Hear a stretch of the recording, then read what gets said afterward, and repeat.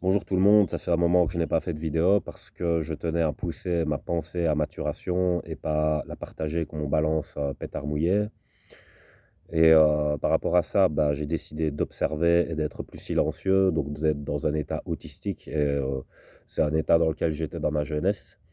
Et par rapport à ça, j'ai une métaphore qui vient d'un film en fait. Enfin, c'est la partie d'histoire que je vais vous raconter qui est métaphorique. Ça s'appelle Le 13e guerrier.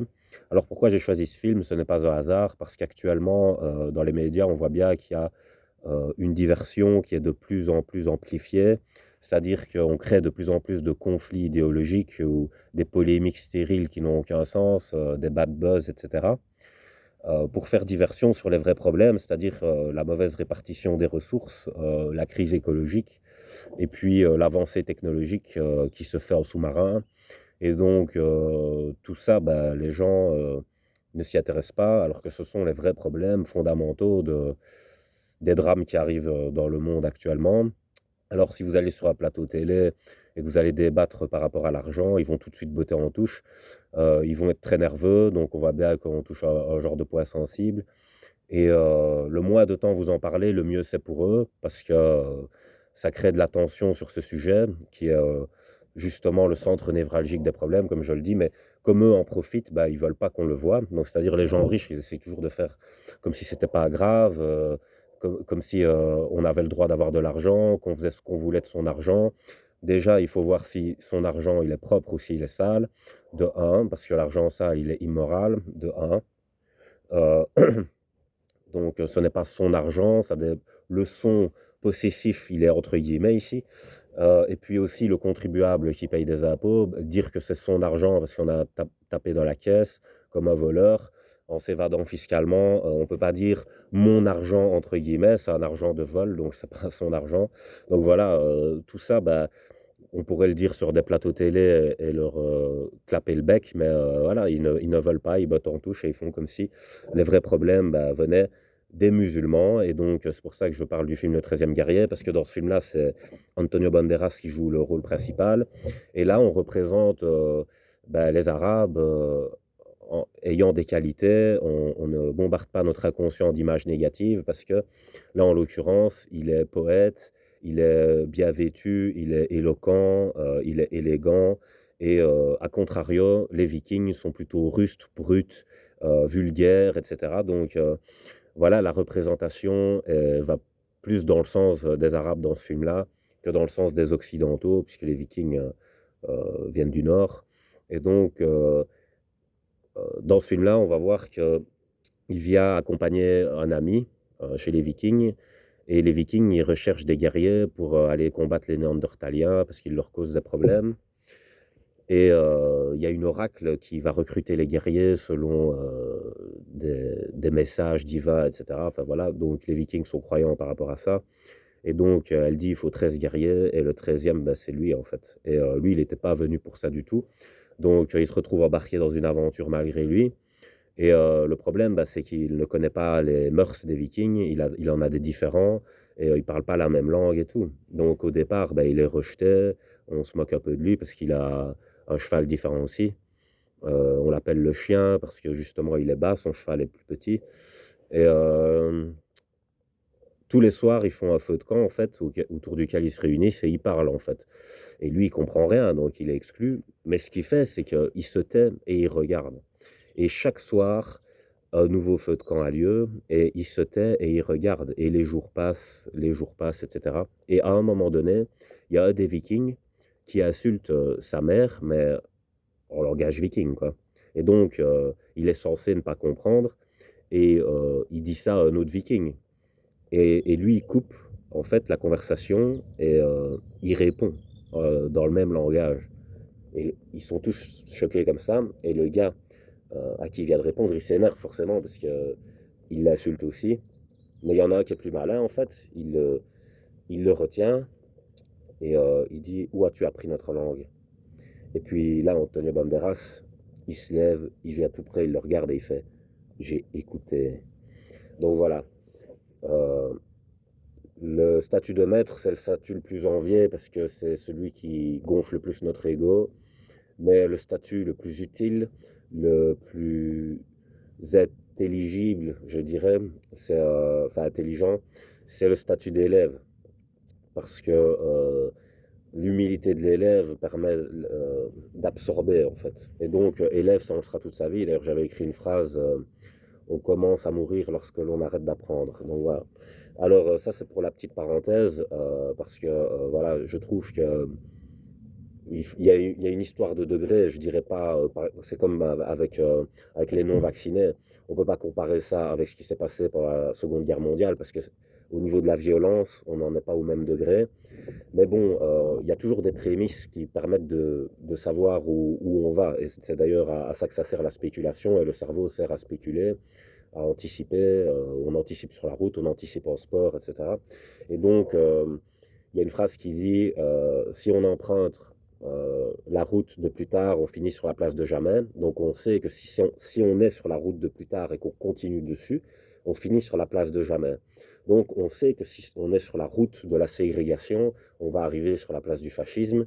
Et donc voilà, c'est ça le message que je veux faire passer. Il faut arrêter de ségréguer les gens comme ça, parce qu'on est en panique et qu'on ne sait pas d'où provient la source de nos malheurs. Moi, je peux vous le dire clairement, la source de nos malheurs, elle provient de la mauvaise répartition des richesses. Pourquoi? Parce que l'argent, c'est le sang dans l'organisme. Et imaginez que le monde, ce soit un corps biologique. S'il y a des parties qui ne sont pas irriguées, qu'est-ce qui se passe? Elles font des appels d'air. Donc, par exemple, être en apnée, c'est manquer d'air. Et donc, les zones qui ne sont pas irriguées, c'est des zones, parce que le sang transporte l'oxygène, c'est des zones qui manquent d'air, qui manquent d'énergie. Et donc, c'est des zones où il n'y a plus de moyens de subsister et d'être à la hauteur de ce qui est demandé aux autres citoyens. Et donc, c'est coupable, lâche, voire criminel de condamner des gens à qui on refuse de donner les mêmes moyens qu'aux autres. Voilà. Donc ça, c'est aussi une petite parenthèse. Et aussi ce qui se passe s'il y a une zone pas irriguée, d'abord elle commence à s'endormir, puis elle commence à pourrir. Donc votre corps, si jamais voilà, on fait un garrot, par exemple, et qu'on coupe la circulation sanguine, bah, ma main, elle va commencer à s'endormir, je ne vais plus pouvoir la bouger. C'est-à-dire mon cerveau n'aura même plus le contrôle, ce sera une genre de zone de non-droit. Et puis après, la main va pourrir, donc je vais la perdre. Alors moi, qui suis tout un organisme complet, est-ce que j'ai intérêt à perdre ma main? C'est complètement stupide. Donc ceux qui sont à la tête, parce que capitalisme, ça vient de caput en latin, qui veut dire la tête, ben, il ferait bien de réfléchir à ne pas perdre leurs mains ou leurs pieds ou voilà, de leur corps biologique avant de s'aventurer vers l'espace, parce que ça deviendra compliqué. Voilà, c'est une petite métaphore avant de commencer à parler de Noël chez les Muppets. Donc là, je vais commencer. En fait, Noël chez les Muppets, ça parle justement du capitalisme. Et donc, Ebenezer Scrooge, c'est un capitaliste. Euh, il est, il a une attitude solitaire, même s'il est sociable, parce que ça, c'est important de le souligner. Euh, on souligne souvent que le fait d'être solitaire, c'est forcément lié à la négativité, et le fait d'être social, forcément lié à la positivité. C'est complètement faux. On peut avoir une sociabilité toxique et une solitude saine, ça dépend. Voilà, c'est relatif. Lui, on va dire qu'il réfléchit quand même pas mal, donc sa solitude, elle est saine dans ce sens-là, puisque ça améliore peut-être sa réflexion. Mais sa sociabilité, elle est malsaine dans le sens où il a un comportement antisocial, parce qu'il s'en fout du malheur des gens complètement, en fait. Et dès que quelqu'un a un problème devant lui, il s'en fout complètement. Et je vais vous trouver un exemple. Par exemple, dans le film, on voit une petite souris, SDF, parce que c'est joué avec les mopettes, quoi. Et donc, elle vient toquer, et lui, il ouvre, et elle gratte, et il la dégage de manière sale, quoi, vraiment, sans scrupule ni rien, il la dégage, et voilà. Donc ça, c'est la première chose. La seconde chose, il y a des Muppets qui vont arriver pour une association caritative. Et lui, il va jouer la victime, donc il va faire une inversion de rôle incroyable, quoi. Le gars, il manque de rien, il pompe tout à tout le monde, c'est un vampire, comme ils le disent dans le film, justement, il y a des musiques. Il y a une musique qui dit de pire en pire sans empire, Scrooge est un vampire. Donc voilà. Et donc, il va dire un truc du genre, c'est une honte de venir dépouiller un pauvre homme tous les 25 décembre. Donc le gars, c'est un hyper-capitaliste, il a un capital immense. Il y a des gens qui crèvent de faim et tout. Et lui, il dit dépouiller un pauvre homme parce qu'une association caritative vient demander des miettes, quoi. Donc voilà, c'est terrible. Donc ceux de l'association, forcément, ils sont choqués, ils sont abasourdis et ils s'en vont choqués. Et lui, il est là, il s'en fout, enfin voilà. Et donc il y a des scènes comme ça où il est vraiment odieux. Et il est odieux aussi avec son employé, parce que son employé, c'est la grenouille dans les Muppets. Et elle bosse, voilà, limite, elle vit sur place, comme dans certains pays où, voilà, ils dorment ou ils travaillent, quoi. Et, euh, et donc, mais il a une famille, la grenouille, donc voilà, c'est compliqué pour lui de gérer les deux quand il y a autant de demandes du côté professionnel, quoi. Et donc, il demande pour avoir congé à Noël. Et vraiment, Scrooge, il culpabilise la grenouille, mais d'une force. Il fait genre que c'est comme si la grenouille était une traître, comme si elle manquait de professionnalisme, comme si c'était de la fainéantise. Enfin, vraiment, l'exagération à l'abus. Et juste parce que la grenouille veut un jour, c'est le jour de Noël. Et pour finir, il lui accorde quand même. Et voilà. Et après, Scrooge, il rentre chez lui. Et là, c'est là qu'il y a l'élément déclencheur, c'est la venue des frères Marley. Alors les frères Marley, c'était ses associés. Pour ceux qui connaissent les Muppets et qui ont déjà vu, les Muppets, on les voit en haut, en fait. Enfin, pas les Muppets, pardon, les Marley, on les voit en haut et ils commentent tout, ils critiquent tout et tout ça. Donc dans les shows Muppets, c'est eux. Et ils étaient associés avec Scrooge et ils étaient des hyper-capitalistes, égoïstes, avares et tout ça. Et, euh, et ce qui se passe, c'est qu'ils sont morts, en fait. Et là, ce qui vient voir Scrooge, ben, ce sont des fantômes. Ils sont à l'état de fantômes. Et donc, je vais vous partager la musique qu'on entend à ce moment-là, parce que les paroles sont bien. Alors, c'est un peu mythologique. Voilà, il faut pas prendre ça au premier degré, mais quand même, c'est le message, en fait, qui est important, je trouve. Voilà, bah, écoutez, voilà, vous pouvez penser ce que vous voulez par rapport à ça. Voilà. Donc, je vous fais écouter. Revenir l'embarrasser. C'est bon de replonger dans la vie active. Pourquoi il faut revenir? Nous Marley, Marley, amis des cupides. On tond les pauvres, on vole les vieux, et on ignore les pouilleux. Pour faire les torts, nous sommes très forts, et on sème l'impalier. Paye ton loyer ou on te l'endort, si tu n'as pas de fric. Rappelle de l'année où on l'a fait expulser l'orphelinat. Avec la bande de mioches et flanqués qui mouraient de froid dans la neige. En serrant sur leur cœur leur petit nounours tout gelé. Nous Marley, Marley, on a le cœur peint en noir. C'est vrai qu'on aurait dû savoir que la haine finit dans les chaînes. Quel calvaire, c'est pire que l'enfer, enferré dans ses fers. Liberté, ça veut dire aimer. Haïr, c'est s'enchaîner. Nous Marley, Marley. Nous Marley, Marley. Enfin, mes amis, vous n'étiez pas dépourvus de tout sentiment humain? Non, nous aimions nos semblables avec conviction. De préférence, les poches pleines. Brûle, Scrooge, aux flammes de l'enfer. Tu vas épier dans la grande chaudière tes crimes sur la terre. Tu forces tes chaînes au grand feu de la haine. Tu vas faire crier en enfer ta vieille peau de vipère. Pourquoi ces horribles chaînes? Les chaînes, nous les avons forgées tout au long de notre vie par des actes de cupidité. Et ne vous en déplaise, vous porterez les mêmes. Baliverne, dites-moi quelques mots pour me réconforter. Réconforter, hein? Vous allez être hanté par 3 esprits. Hanté? Ne trouvez-vous pas que ça suffit comme ça? Sauf ces 3 visites, vous n'avez aucun espoir de ne pas subir le même châtiment que nous. Attendez-vous à voir le premier fantôme ce soir, quand 1 heure sonnera. Ne puis-je pas voir les 3 ensemble pour en finir? Ce soir, lorsqu'une heure sonnera. Nous Marley, Marley. Nous Marley, Marley. Nous Marley, Marley. Donc voilà, ça c'était pour la petite musique, la petite parenthèse de la vidéo. Alors, Donc après ça, Scrooge va recevoir la visite des 3 fantômes, qui représentent la temporalité, le fantôme du Noël passé, le fantôme du Noël présent et le fantôme, du Noël futur.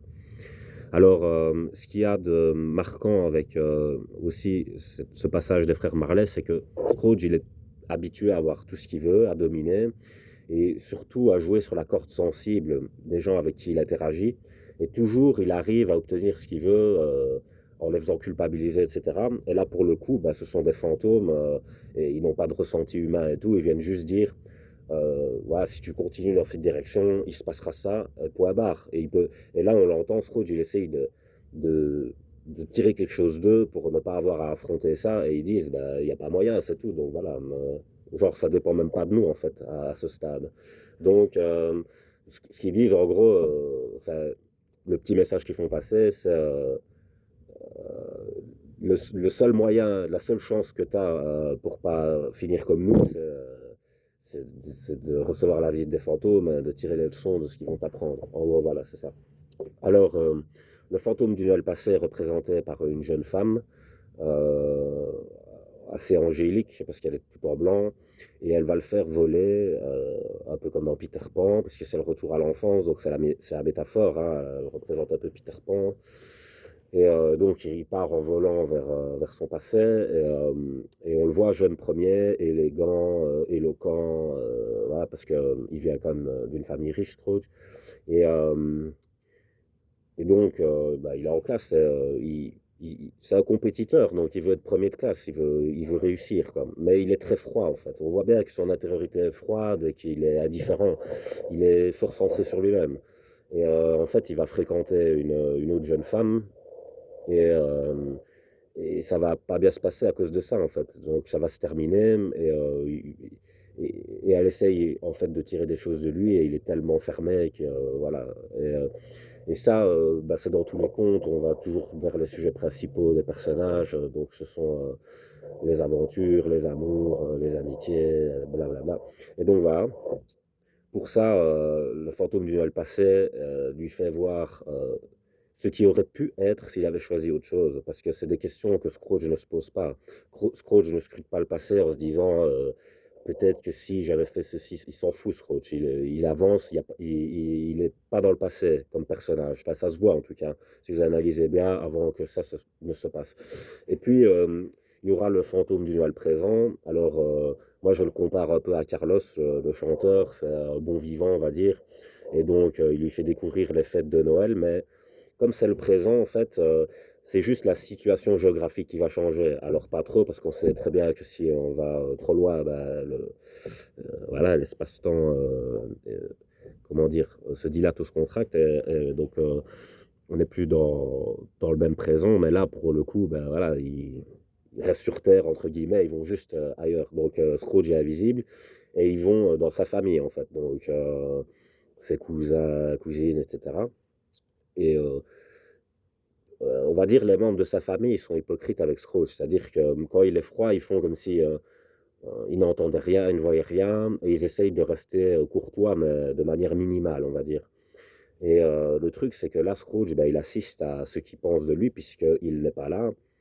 Enfin, il est censé ne pas être là, mais il est là en tant que fantôme et il est avec le fantôme du Noël, présent et donc il écoute, ce qu'ils disent sur lui et il se moque littéralement de lui, voilà, il est pas très apprécié donc ça lui met un coup aussi ça. C'est-à-dire que son passé lui a mis un coup aussi par rapport, aux éventuels mauvais choix qu'il aurait fait et puis là, son présent lui met un coup parce qu'il voit que même, dans son quotidien, ce qui lui apparaît à lui, c'est-à-dire qu'il est dominant, ben, n'est pas si réel que ça parce que finalement, est-ce que la considération mentale des gens n'est pas, meilleure que la fausse considération, en fait?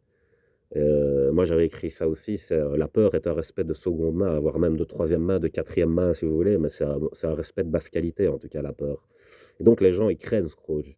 C'est pas que, ils le respectent, parce que le respect, c'est autre chose, ça vient de soi aussi. Il y a une part de libre arbitre dans le respect. Alors que dans la peur, c'est comme si le libre arbitre s'éteignait, par obligation, donc c'est pas la même chose et donc il remarque ça et puis aussi, ce qui va se passer, c'est que le fantôme du Noël présent, après lui avoir montré toutes les fêtes de Noël, la façon qu'on n'a de pouvoir s'amuser, la joie, parce que Scrooge, il n'est pas fort dans l'émotion de joie, il est souvent froid, parce qu'il doit être discipliné par rapport à ses objectifs. Et donc là, bah, il voit à quel point il y a du partage dans la joie, en fait. Il n'y a pas de l'avarice dans la joie, contrairement à toutes les idées véhiculées sur Internet maintenant qui nous disent ouais, centrez-vous sur vous, blablabla et tout. La joie, ça se fait dans le partage aussi, et donc il remarque ça grâce au fantôme du Noël présent. Et puis à la fin, bah, en fait, il va chez la grenouille, c'est-à-dire son employé à qui il accordait un jour de congé. Et donc il voit la famille de la grenouille qu'il ne le connaissait pas. Et puis, en fait, la grenouille, il a un fils malade, qui a je sais pas si c'est des problèmes respiratoires, mais en tout cas, il tousse beaucoup. Et il risque d'y rester. Et en fait, il va voir justement le repas du réveillon, je pense. Et, euh, et il va voir que le petit est malade. Et donc, il va parler au fantôme du Noël présent pour en savoir plus. Et le fantôme du Noël présent, il dit bah, si ça continue comme ça, bah, il va mourir. Mais en fait, ce qui se passe, c'est que la grenouille, elle est payée, elle est mal payée pour le travail qu'elle fait. Et elle se sacrifie, entre guillemets, pour les désirs de Scrooge. Et la grenouille ne sait plus s'occuper de sa famille. Donc, la grenouille, elle est pas bien par rapport à ça. Elle est tiraillée entre deux. Et voilà. Donc Scrooge, ça lui met un coup aussi, il dit je ne veux plus voir ça. Et ça, le déni, c'est vraiment quand la douleur est trop forte. Donc Scrooge, ben, il dit je ne veux pas voir ça. Il dit allons-nous-en et tout. Et donc ça lui fait ça le coup aussi. Et puis le fantôme du Noël présent, qui est un super bon vivant, donc dont la compagnie est agréable, ben, il doit s'en aller. Et il vieillit même sur place en fait. Il vieillit parce que tout se passe dans le présent. Enfin, c'est bizarre la métaphore, mais il est en même temps vieux et jeune. Enfin, je sais pas. Donc là, il est vieux. Et donc il disparaît par vieillesse. Et le fantôme du Noël futur, lui, il est terrible. Il fait peur. On dirait la faucheuse, en fait, ou un cavalier noir dans Le Seigneur des Anneaux. Et donc, vraiment avec la capuche, la longue cape et tout. Et donc, sans visage, juste du noir ici, comme dans un trou noir. Et le fantôme du Noël futur lui monte sa tombe. Donc, il arrive dans un cimetière. Et donc, il va mourir un jour. Et Scrooge, il est choqué parce que tout le monde se dit, en fait, quand il pense à la mort et qu'il est bien dans sa vie, ça viendra un jour, mais pas tout de suite, quoi. Et donc, c'est là que vient l'excès de confiance en soi, on va dire, entre guillemets. Mais par contre, quand on y est confronté, qu'on est tout près, qu'on n'est pas loin, le sentiment ou la pression change. Donc, Scrooge, là, il est devant sa tombe, clairement, comme dans Retour vers le futur aussi, il y a la tombe d'Emmett Brown, et donc Doc. euh, donc Scrooge, il est choqué. Et ce qui va se passer, c'est que bah, le fantôme va l'amener dans le futur. Et justement, on dirait un genre de trou noir, parce que c'est un vortex, mais à l'horizontale. Et donc, il passe dans un genre de vortex. Et il se retrouve dans le futur. Et là, bah, Scrooge, il voit aussi qu'on parle de lui, mais en fait, les gens se partagent ses affaires, qu'ils essayent de revendre et tout. Et ils n'ont aucune considération pour lui. Il n'y a personne qui le regrette et tout ça. Donc, il se rend bien compte que sa vie a été un fiasco de A à Z, puisque dans son passé, il aurait pu faire d'autres choix qui auraient été meilleurs et être plus dans le partage, par rapport à la fille qu'il a fréquentée notamment. Puis dans le présent, il pourrait être maintenant plus dans le partage, c'est-à-dire en fêtant Noël avec les autres, en partageant et tout, et en accordant de bon cœur le congé à la grenouille et tout. Et puis, bah, ça modifierait le futur, puisque le futur se configure avec les deux temps qui sont derrière lui, forcément. Euh, il démarre pas ex nihilo, le futur. Et donc, quand ça s'est trop configuré dans une direction, on ne sait plus en changer. Donc, il ne s'est pas laissé la possibilité de se retourner avec ses analyses mentales. Donc, c'est comme le petit Pousset. Le petit Pousset, il a préparé l'avenir, si vous voulez. Il a posé des pierres en pensant à ce qu'il allait advenir après. Et c'est comme ça qu'il a retrouvé son chemin grâce aux pierres. Et c'est de ça que je parle, c'est avoir l'esprit spéculatif. C'est de ça que je parle, pardon. Il faut avoir l'esprit spéculatif pour configurer le futur d'une manière plus idéale que de se laisser porter euh, sans avoir aucune maîtrise ni rien. Donc, de manière complètement hasardeuse, comme le font les amateurs. Et donc, c'est de mettre beaucoup moins de chance de son côté. Alors, après tout ça, bah, ce qui va se passer, c'est que Scrooge, il va vraiment avoir un choc mais un choc positif, parce que ça va le réveiller, entre guillemets. Le lendemain, quand il va se réveiller, ben, il va décider de partager, en fait. La petite souris qui va venir sonner, ben, il va lui donner, même beaucoup plus que ce qu'elle attendait. Elle est même choquée, elle s'est dit, ben, c'est pas le même homme, qu'est-ce qui se passe? Puis ceux de l'association caritative, il va aller les trouver et il va faire un don hyper, aussi hyper fort. Et donc, ils vont être choqués, mais positivement aussi. Et puis, tout à la fin, en fait, il va aller chez la grenouille et il va toquer. Mais ce qui est bien, c'est que il fait comme s'il était toujours le même. Donc, il fait le gars sévère.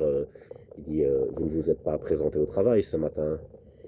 Et la grenouille, elle est choquée parce qu'en fait, elle est soumise, entre guillemets, à Scrooge. Quand Scrooge dit quelque chose, elle a tendance à croire ce qu'il dit. Donc, en gros, quand Scrooge dit ça, bah, la grenouille, elle se demande, elle se dit merde, en fait, ouais, je me suis pas présenté le matin alors qu'elle avait congé, donc elle avait pas à se présenter. Et donc, encore une fois, elle se retrouve dans la situation d'être tiraillée. Et Scrooge, il attend comme ça parce que il sait bien ce qu'il fait. Il sait bien que il amène le pire d'abord, la déception, pour finir par le meilleur, quoi. Le meilleur pour la fin, il le sait bien parce qu'il a changé. Mais il y a que lui qui le sait sur le pas de la porte, on va dire. Et en fait, la femme de la grenouille va venir et elle va s'énerver parce qu'elle en a marre qu'ils lui mettent la pression, que leur vie de famille soit fracturée à cause de ça et tout. Donc elle s'énerve sur lui. Elle prend son courage à deux mains parce qu'en fait, le dilemme, c'est que si elle prend le risque de s'énerver sur lui, il risque d'être viré et donc il risque d'être dans la misère, quoi. Donc c'est dangereux de faire ça. Et en fait, Scrooge et la grenouille veut calmer sa femme. Il fait non, non, non, surtout pas et tout. Et Scrooge, il a un sourire et alors. Là, il montre qu'il a changé. Et il montre qu'il vient fêter Noël et qu'il va apporter tous les cadeaux et tout ça. Donc, il va aider le petit pour se rétablir dans sa maladie et le conteur va le dire. Donc, c'est un livre écrit par Charles Dickens qui a été adapté en film. Et moi, il y a deux films, hein. Il y a, euh, il y a le film avec Michael Caine qui s'appelle Noël chez les Muppets. Et puis, je crois que je sais pas si c'est le même titre ou pas, je me souviens pas, mais je l'ai vu aussi. C'est celui avec Jim Carrey, c'est un film plus d'animation. Moi, je vous conseille, c'est un avis personnel, vous pouvez voir les deux ou voir celui que vous avez envie. Mais personnellement, moi, j'ai préféré celui avec Michael Caine. Voilà, je le trouve plus proche de la réalité, en fait. C'est-à-dire dans l'écriture du scénario, des dialogues et dans le jeu des personnages, même s'il y a les Muppets. Parce que les Muppets, c'est pas très réel, mais ils jouent des personnages plausibles, on va dire. Alors que dans l'animation, c'est un peu plus farfelu, on va dire. Et c'est pour ça. Mais dans l'animation, à la fin, Scrooge, joué par Jim Carrey, dit à quoi ça sert d'être le plus riche du cimetière. Et pour moi, c'est ça la leçon de ce film, de cet écrit. Il y a d'ailleurs dans les écrits ça, Dieu donne des talents. Alors le talent, ça a plusieurs déclinaisons pour enrichir sa perception des degrés, parce que les degrés, c'est les puissances, comme en maths. Par exemple, vous avez puissance 1, puissance 2, puissance 3. Ben, quand vous parlez au second degré, vous parlez à la puissance 2. Ouais, désolé, il pleut, donc je vois que c'est un peu flou. De toute façon, je vais bientôt avoir fini. Et donc, comme je dis, il y a plusieurs degrés. Quand vous utilisez le talent, ça réfère à la capacité, mais on peut voir la capacité comme un moyen et l'argent est aussi un moyen. Donc, le talent, ça peut être une monnaie, d'accord? Donc, quand vous n'utilisez pas votre talent, c'est comme si vous étiez avare de votre propre monnaie et que vous la gardiez comme un trésor, comme le dit l'abbé Pierre. Et comme je dis, quand vous faites ça, par exemple, comme les capitalistes qui mettent de l'argent en banque sans le faire circuler, ça devient de l'argent dormant. Et donc, ça fait un caillot de sang. Le sang n'irrigue plus le corps biologique qu'est notre société. Et donc, il y a des problèmes, il y a des blocages à cause de ça et de la destruction. Alors, euh, justement, donc, dans les écrits ça, le karma de celui qui refuse d'utiliser son talent, c'est-à-dire qui veut le garder comme un trésor, c'est de perdre finalement ce talent et lui-même en même temps. Donc, en gros, ça dit un truc du genre, celui qui veut trop conserver son talent le perdra. Donc, dans le mot trop, il y a un excès, il y a de l'avarice. Et donc voilà, il y a ça dans les écrits ça. Donc, il faut partager. Et moi, je pense qu'on est dans une époque où c'est justement le moment de partager. Parce que nous, on a tendance à partager ce qu'il y a dans le fond de nos toilettes. Mais par contre, ce qu'on aime et qui pourrait aider d'autres, on a tendance à pas vouloir le partager. Et voilà, par rapport à l'argent, c'est problématique parce que, heu, comment dire? Quand on en a trop, pourquoi? Voilà, c'est une vraie question. Alors, c'est peut-être un automatisme qui s'est mis en route et donc c'est dur de faire machine arrière. C'est un peu comme, dans le film Titanic, hein, dans Titanic, ils vont à pleine vitesse parce que l'actionnaire a demandé au capitaine d'aller à pleine vitesse. Pour moi, déjà, c'est une aberration parce que enfin, l'actionnaire n'est pas formé pour gérer un navire. Alors effectivement, c'est lui qui a mis l'investissement, mais c'est comme dans un film, quoi. Il y a un producteur, un réalisateur. Et c'est comme si c'était le producteur qui faisait le scénario, qui décidait du script, qui décidait des angles de vue et tout. Il ne faut pas s'étonner que le film soit pourri, puisque ce n'est pas le rôle du producteur. Le producteur, il n'a pas les compétences qu'a le réalisateur, parce que le réalisateur, il a tout un cursus qui lui a permis de devenir réalisateur. Et c'est pareil pour un capitaine. Et c'est ça l'aberration qu'il y a eu dans le Titanic. Donc, le capitaine, il a obéi, il est allé à pleine vitesse, sauf qu'à pleine vitesse, dans le noir, au milieu des icebergs, ben, c'est pas étonnant qu'on ne sorte pas, hein, forcément. Donc, déjà, si on va à vitesse plus modérée, on peut plus anticiper et on peut plus changer de direction. Et quand on a un navire aussi massif, c'est difficile de le faire changer de direction, et on le voit donc dans le film. Il demande la barre, soit à bâbord, soit à tribord, peu importe, mais en tout cas pour pas foncer dedans. Et aussi marcher l'arrière, c'est-à-dire ralentir la vitesse du paquebot pour qu'il arrive le moins vite possible sur l'iceberg. Et donc le ralentir et en même temps le faire changer de direction, comme ça on a toutes les chances qu'il ne touche pas l'iceberg. Mais c'était trop tard. Parce que ceux qui étaient au-dessus du mât, déjà, ils devaient voir dans le noir. Et en plus, euh, le paquebot va vite. Donc, déjà au moment où ils voient l'iceberg, ils sont déjà presque dessus. C'est comme quand vous êtes en voiture. Si vous roulez, je sais pas, à 250 km/h, on ne peut pas dans le civil, mais je veux dire, si vous êtes sur circuit, imaginez les pilotes de Formule 1, ils ne peuvent pas jouer avec leur GSM comme ça ou se permettre d'être comme ça parce que chaque seconde, enfin, la distance est parcourue plus rapidement, on va dire. Voilà. On peut mesurer par seconde ou en kilomètre heure. Voilà. On peut dire mètre par seconde ou kilomètre heure. Mais bref, c'est dangereux. Donc c'est ça que je veux dire. Voilà, donc c'était le petit message de cette vidéo. Moi, je pense que le centre des problèmes, et d'ailleurs, quand vous faites des débats, je pense que vous devez faire ça, c'est-à-dire remettre le curseur au centre du problème et pas permettre aux gens de faire diversion. Ce sont les ressources parce que il n'y a pas qu'une seule misère, il n'y a pas que la misère économique, il y a la misère affective, il y a la misère intellectuelle, la misère culturelle. Et donc, la misère pédagogique permet une mauvaise compréhension, enfin, permet pas, mais je veux dire, amène plutôt à une mauvaise compréhension de soi. Mais si on se connaît mal soi-même, on connaît mal autrui aussi. Si je ne sais pas que j'ai un cœur, des poumons, un foie, je ne sais pas que l'autre en a aussi. Donc, je ne peux pas faire attention par rapport à ça. Soit pour en prendre soin, soit pour éviter de faire du mal aux organes, voilà, entre guillemets, mais ça pourrait être pour autre chose, par rapport à l'humain, par rapport aux émotions, par rapport à